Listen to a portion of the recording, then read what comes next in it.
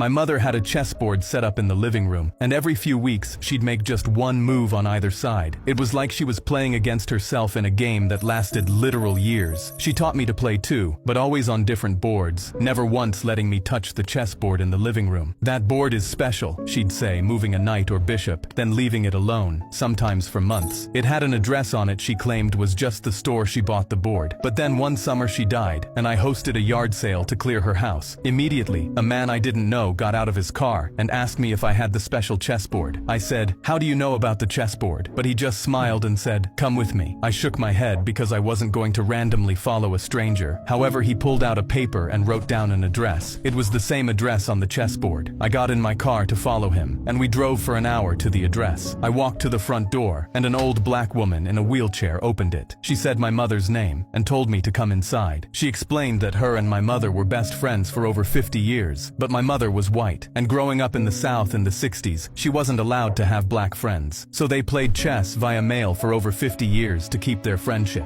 making one move each time the other's move arrived. I teared up, and when I walked into the living room, I saw a chessboard set up in the exact position my mother's was before she died. I sat down and played the exact move my mom would have made.